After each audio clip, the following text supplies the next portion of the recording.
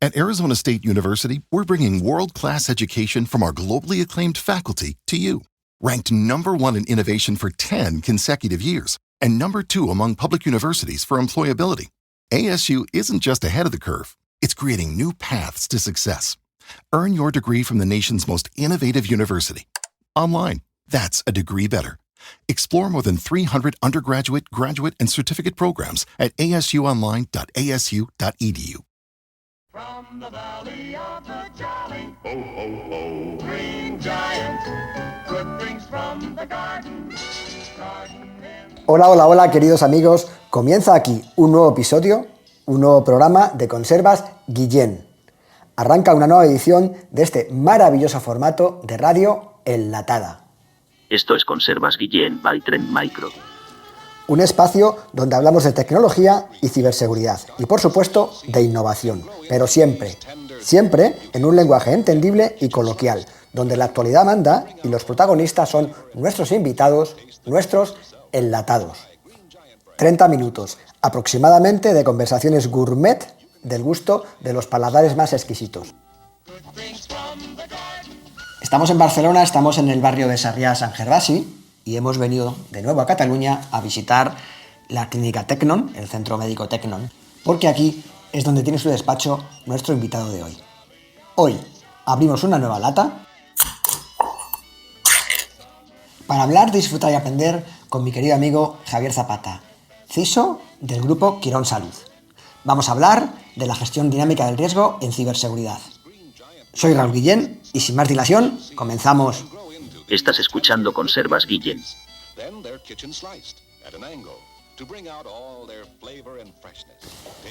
Querido Javi, qué alegría tenerte en Conservas Guillén.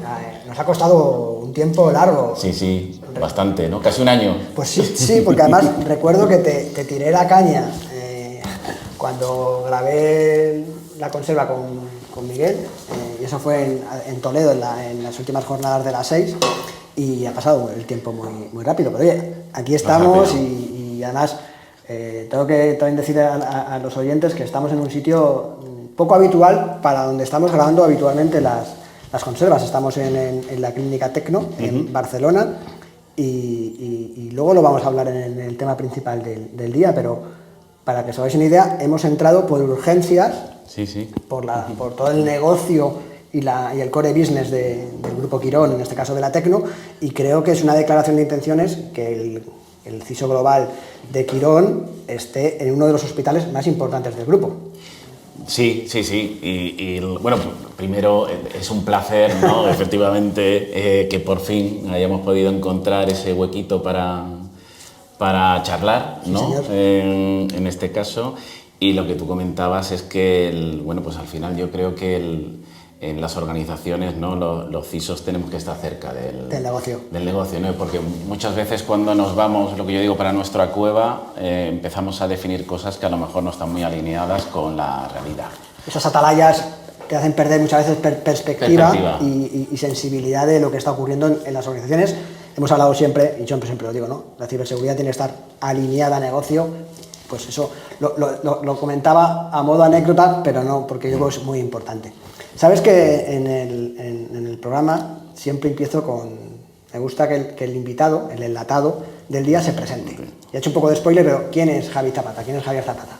Pues nada, Javi Zapata. Pues mira, yo nací en Sevilla, me he criado en Barcelona. Toma ya. De formación soy ingeniero. De vocación consultor, más de 20 años en consultoría, y desde 2019 pues tengo el gran reto, pero muy emocionante, de ser el CISO corporativo del grupo Quirón Salud. Muy bien.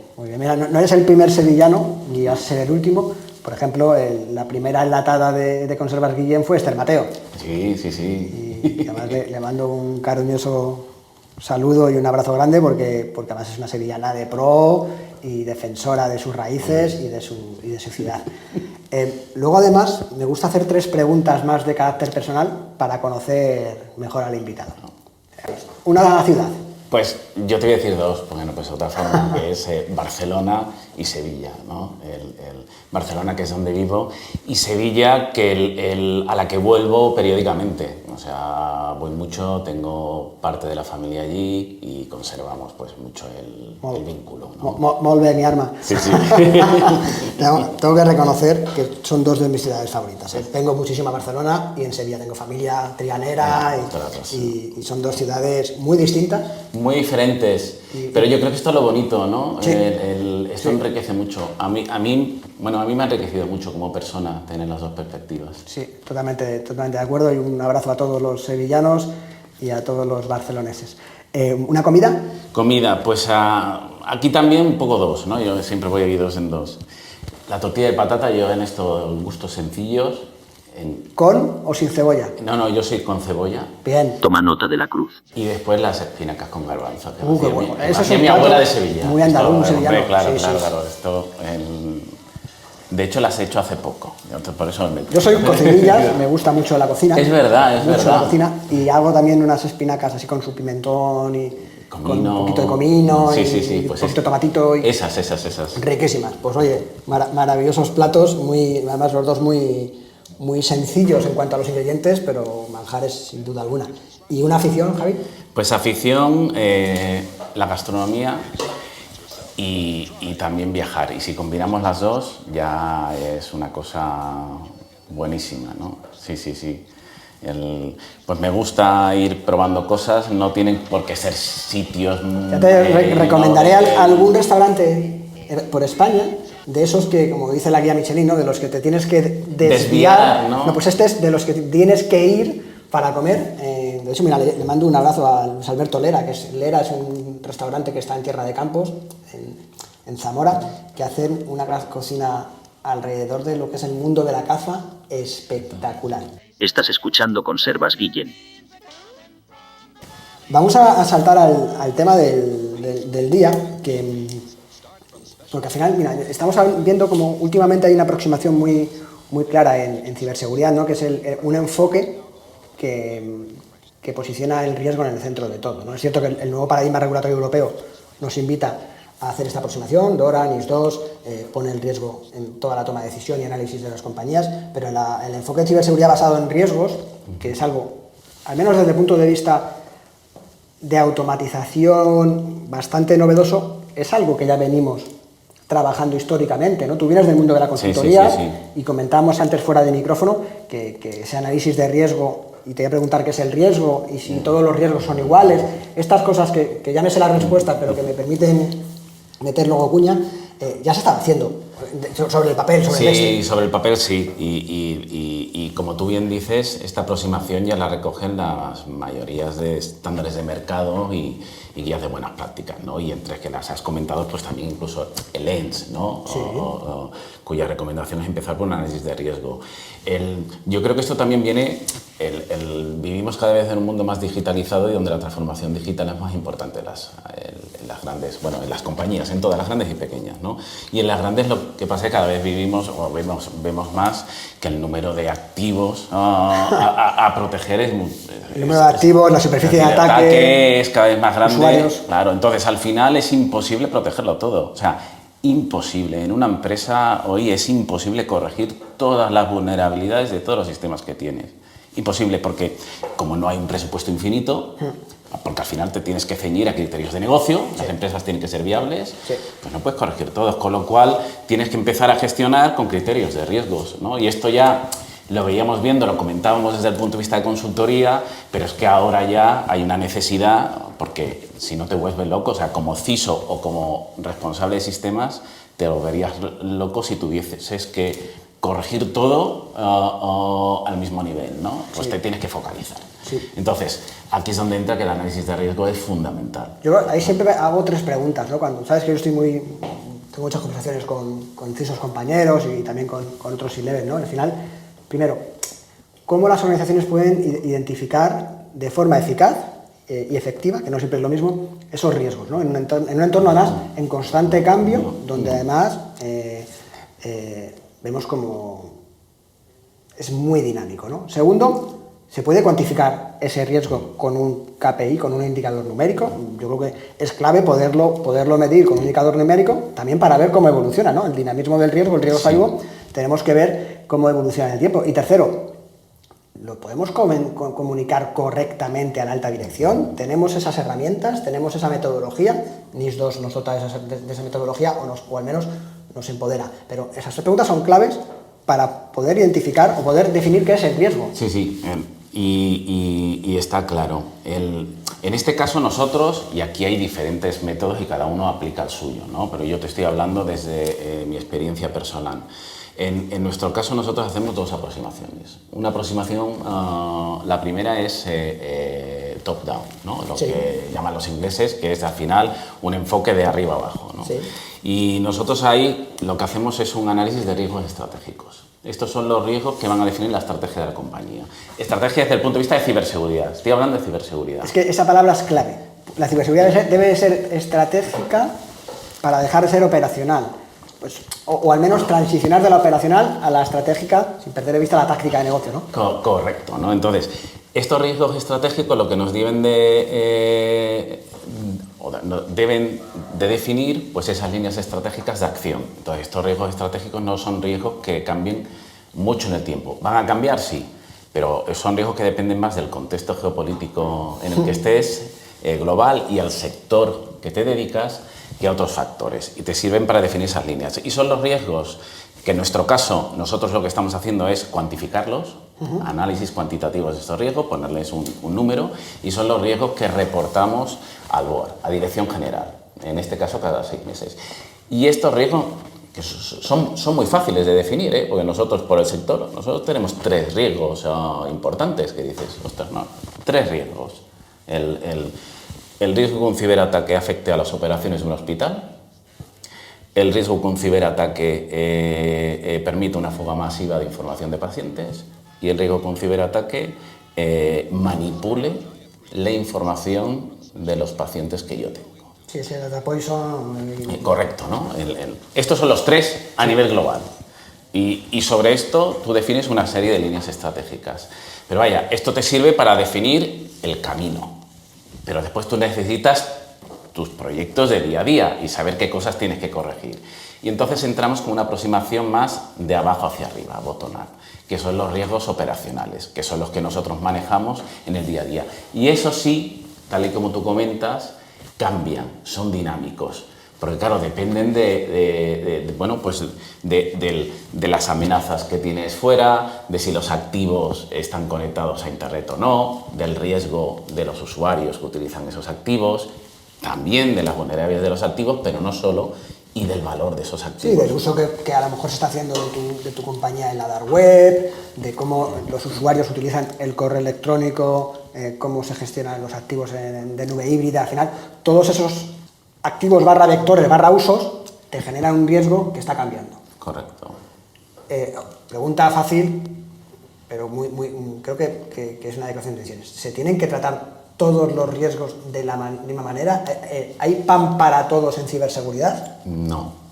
Y yo creo que esto es una cosa que a veces aprendemos por la fuerza, ¿no? Que esto es cierto, ¿no? Pero no, hay que priorizar. Tienes que priorizar porque no hay presupuesto para todo, y lo que hemos dicho hoy en día, ni presupuesto ni hay capacidad de esfuerzos de las organizaciones para corregirlo todo. Sí. Entonces, ¿voy a dejar de corregir vulnerabilidades en activos? Sí. Hay activos que no los voy a actualizar, o no los voy a actualizar en la misma medida que otros. Es un ejemplo, en este caso. Nosotros en nuestro caso, por ejemplo, hemos definido, nosotros tenemos cientos de aplicaciones, más de 400. Pero hemos definido cuáles son nuestras joyas de la corona, basado en análisis de riesgo. Y nosotros tenemos 30 joyas de la corona. Y nos centramos en proteger esas 30 joyas de la corona, porque es lo importante. Lo otro, bueno, sí, tenemos otras aplicaciones que si pasa algo sobre ellas, hombre, pues justo la persona o las personas que las utilizan, bueno, pues les va a afectar. Pero a nivel de compañía, claro, el riesgo hay que mirarlo a nivel de compañía. Pues a nivel de compañía, lo importante es que el impacto en algo de las joyas es mucho más importante que las otras, con lo cual me tengo que centrar en este caso en las joyas, ¿no? Yo estoy totalmente de acuerdo contigo en que al final primero, lo que es más crítico y tiene mayor impacto en tu negocio se debe contemplar en un nivel mucho más elevado, y otros tipos de riesgos que el impacto es menor, o al menos el nivel de influencia en el negocio, y cada negocio es un mundo, y estamos hablando con Quirón, que su negocio es la salud pública, ¿no? Y vidas humanas, pero bueno, otros negocios tendrán otros riesgos y otras prioridades. Yo creo que un poco el cambio de paradigma, y ahí es un poco la transición, ¿no? Es más de que pasamos de una ciberseguridad más reactiva, donde se analizaban los riesgos y las implicaciones que las tenían, ahora, gracias a nuevas tecnologías de plataforma y a nuevos conceptos, a un modelo más proactivo, ¿no? Yo creo que al final este cambio que nos permite, pues primero, anticiparnos en la detección o identificación de amenazas, el poder hacer esa asignación estratégica de recursos. Los recursos son finitos, los presupuestos son finitos, las personas son finitas. Aquí siempre hablamos de la tríada tecnología, procesos, personas. Pues los presupuestos en el centro, pues te va a permitir hacer una asignación quizás más estratégica de esos recursos en base a ese nivel de riesgo, que por cierto está cambiando.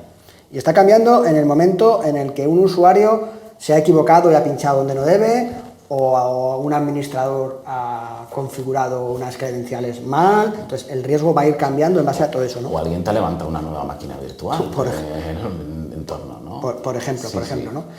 Y sí, bueno, y que al final luego las malas configuraciones también son un factor de riesgo importante, ¿no? En esa transición, ¿no? de lo reactivo a lo proactivo, pues al final también nos vamos, estas nuevas técnicas, tecnologías, soluciones nos van a permitir quizás ser más, definir las reglas más personalizadas, que la IA nos ayude también de forma eficiente a identificar qué puede ocurrir, ¿no? Muchas veces hablamos de la IA, se nos llena la boca con el hype y no acabamos de aterrizar. Yo creo que aquí detecto un uso claro, ¿no? Y sobre todo fundamental, el conocimiento de la situación de tu entorno. Eso es súper importante, y con este cambio de paradigma que tú decís, y si queremos empezar a poder analizar los riesgos de una forma más dinámica, esos riesgos operativos, ¿no?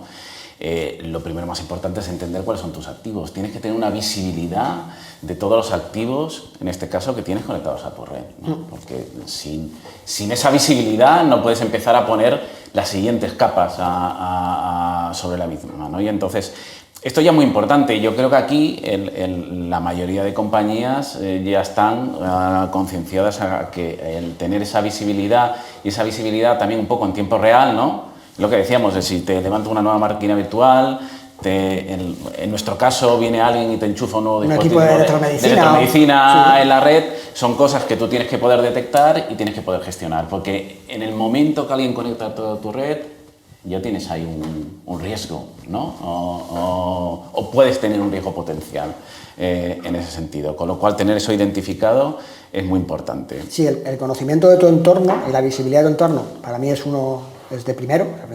No puedes proteger lo que no conoces.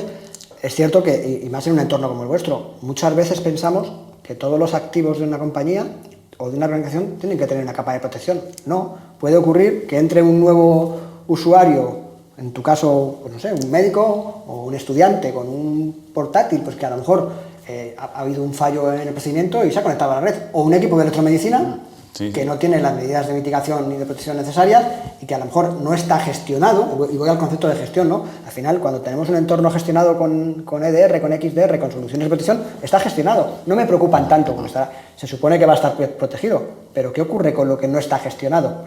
Esa visibilidad de los activos, de cómo los activos cambian y de cómo esos activos modifican tu nivel de riesgo en un entorno real, también es clave, ¿no? Es muy importante. Y después yo creo que también tenemos que apoyarnos cada vez más en la tecnología, no solo para tener esa identificación de los activos, sino también para tener lo que hemos dicho, esa orientación de lo que el riesgo, como tú decías, del riesgo representa en tu red, ¿no? Que no puede ser solo las vulnerabilidades que tengas activo. No. Porque es un conjunto de cosas. Es un conjunto de cosas, tiene que ir más, ¿no?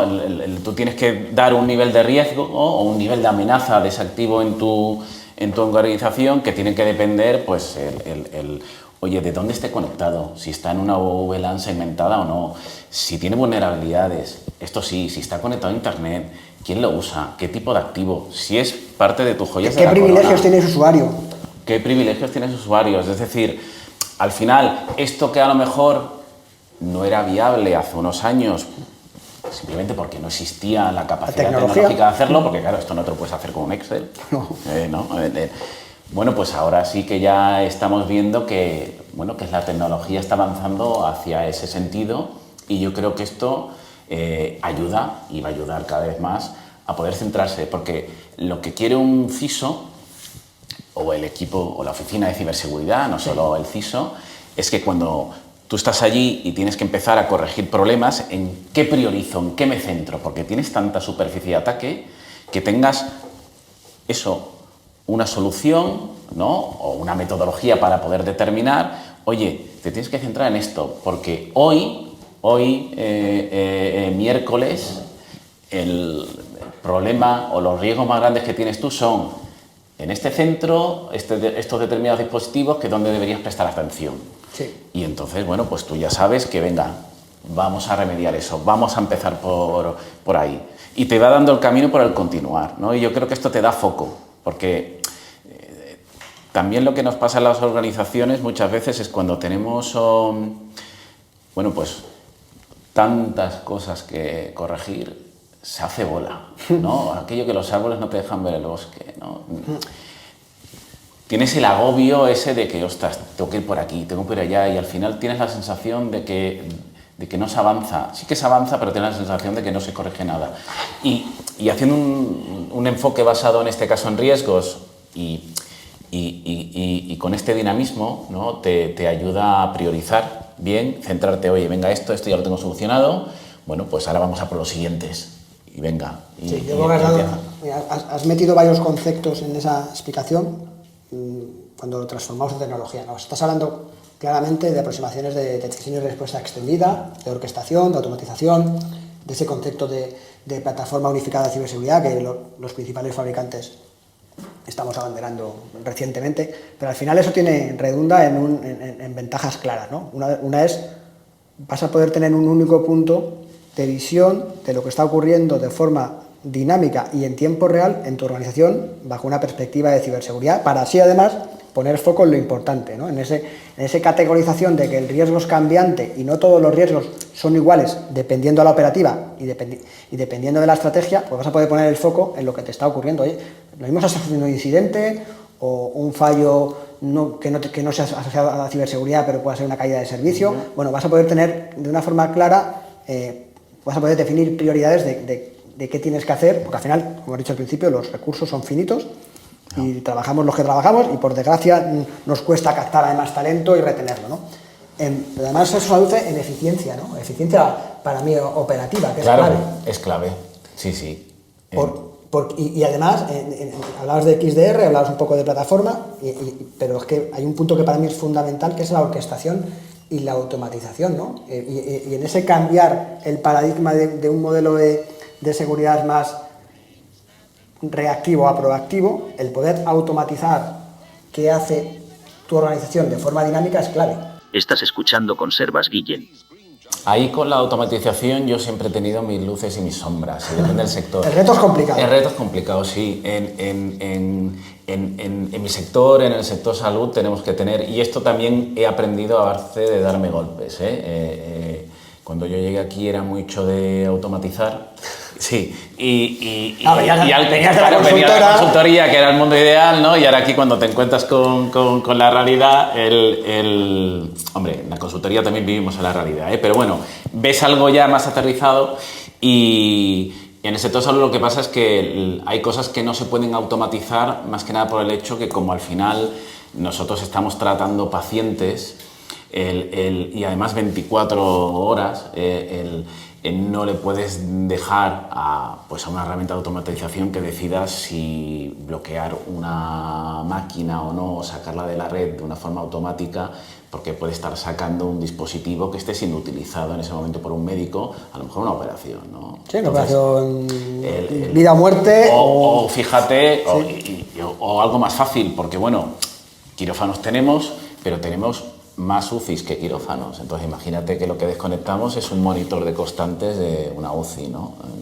Entonces, bueno, pues hay que ir con cuidado. Se pueden automatizar ciertas cosas en nuestro ámbito, pero no pero no todo. Pero sí que es cierto que aquellas que se pueden automatizar, la automatización siempre ayuda, porque al final, bueno, pues como tú dices, la eficiencia, no hay suficientes manos y todas aquellas cosas que sí que se pueden hacer de una forma automática, pues van a ayudar muchísimo, ¿no? O sea, al final, mira, hemos vuelto otra vez al principio. La ciberseguridad tiene que estar alineada con negocio.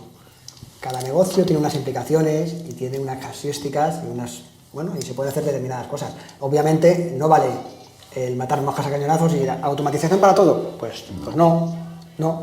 ¿Cuál es mi negocio?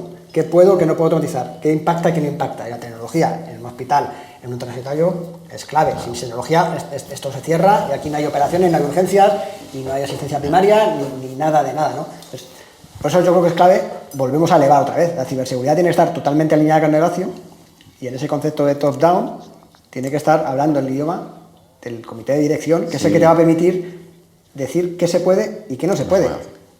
E incluso influenciar, porque a lo mejor hay cosas que no se pueden hacer que deberían poderse hacer. Y también entiendo que el CISO tiene una labor consultiva y tiene una labor de también explicar que determinados procesos que están diseñados de una forma X, a lo mejor hay que cambiarlos. Sí, no, está claro. Es decir, al final, el hecho de tener unos riesgos estratégicos y cuantificados, porque al final la Dirección General entiende de números.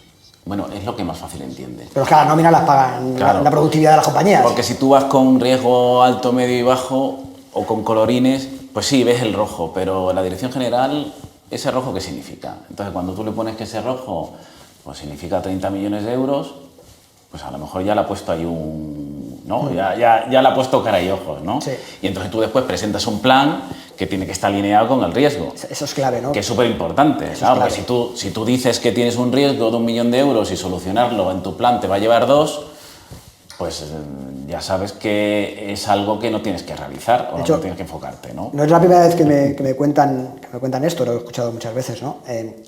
Yo creo que el reto de los proveedores de tecnología es resolver este tipo de cosas. Nosotros estamos escuchando lo que dicen nuestros clientes. No, es que nuestra dashboard es en ese cuadro ejecutivo te voy a poder permitir en un trabajo conjunto cuantificar el impacto de ese valor numérico del riesgo en euros, dólares. ¿Cuánto cuesta esto para tu compañía si este riesgo no se mitiga? Y luego otra cosa importante, poder ver en una línea temporal cómo está cambiando. Porque al final la oficina de ciberseguridad hace su trabajo. Hay unas inversiones, hay un día a día. Debería bajar. Claro, entonces, yo creo que si el riesgo baja, 0 es nulo, 100 es muy malo, nadie está en esos extremos. Para mí, lo importante no es el valor, lo importante es cómo evoluciona. Sí. O por lo menos que no suba. Yo tenía. Sí, y además estoy. Sí, no, porque todos lo sabemos, ¿no? Que un riesgo no tratado no se mantiene igual. Un riesgo no tratado lo que hace es que aumenta. Sí. Porque, claro, aumenta la probabilidad que te... Claro, es que la técnica del avestruz no funciona. Entonces, el riesgo aumenta. Entonces, mantenerte igual, y yo esto muchas veces lo defiendo ante Dirección General, oye, ser capaz de mantenernos en un nivel significa que estamos haciendo cosas, ¿eh? Porque es que si no hacemos cosas, esto sube. Pero porque los malos son muy malos, tienen mucha inversión... Están activos, claro, tú corriges, pero salen nuevas cosas. Entonces... El hecho de mantenerse ya es importante. Si consigues mejorar y bajar, pues por supuesto, excelente en este caso, ¿no? Pues nos queda un minutito aproximadamente para cerrar el programa. Consejos, si te atreves a dar alguno, que quieras darle a los oyentes. Ten en cuenta que tenemos CISOs, pero también tenemos mucha gente que se está aproximando a la ciberseguridad, estudiantes, profesionales. El riesgo... es una herramienta, el riesgo es una losa, el riesgo... ¿Cómo se debe de gestionar el riesgo? Yo creo que al principio, si no tienes mucha experiencia, puede parecer una losa gestionar la seguridad en base a análisis de riesgos. Pero después, cuando empiezas... Al final no es otra cosa de que es un proceso natural. Independientemente de que leas metodologías y a veces te parezcan más farragosas, menos farragosas, ¿no? Grado de dificultad, pero al final es aplicar el sentido común. Tú al final tienes unos recursos limitados y lo que tienes que priorizar. Y el análisis de riesgo lo que te lleve es para priorizar. No hace falta que al principio hagas un análisis de riesgo cuantitativo o valorando al céntimo o lo que... Sí, pero hay que empezar por algo. Pero tienes que empezar por algo. Sí. Pues a niveles alto, medio, bajo, pero por lo menos sabes dónde te tienes que centrar. Y después en aquello que es importante para ti, pues intenta ponerle un valor, porque se lo tendrás que comunicar a tus mayores, ¿no? Y a partir de ahí evoluciona. Claro, a todos nos gustaría luego ir a poder hacer análisis operativo de riesgos dinámicos o en base a soluciones. Bueno, ahí es donde entiendo que las grandes compañías estamos tendiendo a ir y a lo mejor en algún día también las pequeñas y medianas también tenderán a ir. El resto simplemente con que hagan un análisis de riesgo yo creo que es suficiente, ya estará bien centrado. Pues no es poco y muy buen consejo. Javi, muchísimas gracias por compartir esta media hora entre amigos. Ahora sabes que te tengo mucho cariño y sé que es recíproco. También le mando un saludo a Javi Ferruz, a David, a ese núcleo duro de amigos que nos conocimos hace muchos años a la vez. Y voy a cerrar el programa con la frase que me gusta siempre utilizar del Dr. King, de Martin Luther King, que dice: siempre es el momento adecuado para hacer lo correcto. Y en este caso el CISO y Javi Zapata seguro que está intentando hacer lo correcto todos los días. Muchísimas gracias. Muchas gracias, un placer. Recuerda suscribirte a nuestro canal, nos ayuda a crecer y nos hace mucha ilusión cada nuevo seguidor. Hasta aquí el programa de hoy.